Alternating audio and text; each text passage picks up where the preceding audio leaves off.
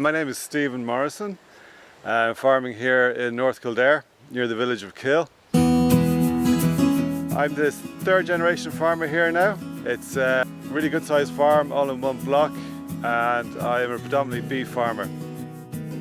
Farm is a little bit like a saucer. On the outside there's pretty good land. It's free draining limestone, so you have a choice of ploughing it or grazing it. There's fields up to my left that's pure sand and gravel underneath, and you could almost graze it for 12 months in the year. But in the middle of the farm it's a different story. There's more of a peat-based soil.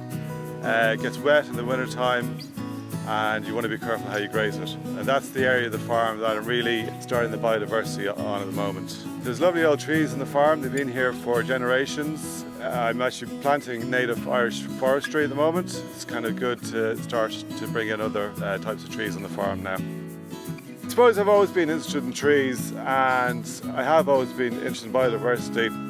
When I first came back to the farm 4 years ago, I started taking off little bits of the farm, planting trees, and then I don't know what happened. I kind of went down the route of trying to get bigger, more productive, increase the efficiency, increase the stocking rate, and I suppose in some ways I kind of come full circle, and I'm back to appreciating nature and the diversity that's on the farm. Back of my mind is climate change and what are we going to do about that, and I think as a landowner and as a farmer, there is a certain amount of responsibility that we do something about it. So this would be what you'd probably call a waste bit of land.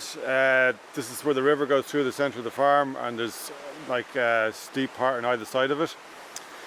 I fenced this off when I was a teenager. I started planting a few trees. You can see the beech trees behind me there.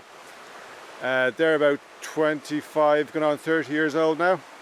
So it's just another example of what you can do if you keep the cattle out, keep the sheep out, and just let the trees grow. You can see the ferns as well, they're all starting to come now. There's badger tracks through it. You'll see the odd deer in here as well.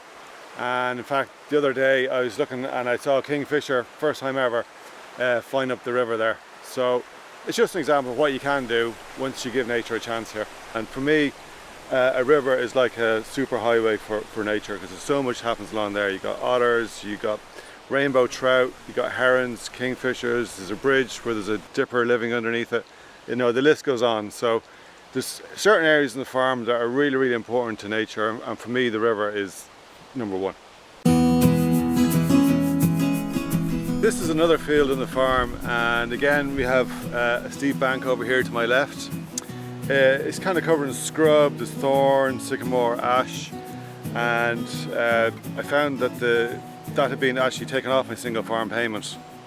But it's a fantastic place for birds. Come down here in the springtime, early in the morning, and the place is just beautiful with bird song. So what I decided to do, instead of clearing that bank, leave it as it is. There's an area here between that and the river. So we came down here on Christmas Eve and we started planting trees. All the trees we planted here are mountain ash, like you see here. There's thorn, there's holly, and there's a bit of hazel. So we're trying to create an area that's really good for bird cover, berry producing bushes. And then behind me there's the river. I put up an electric fence there a few years ago for reps.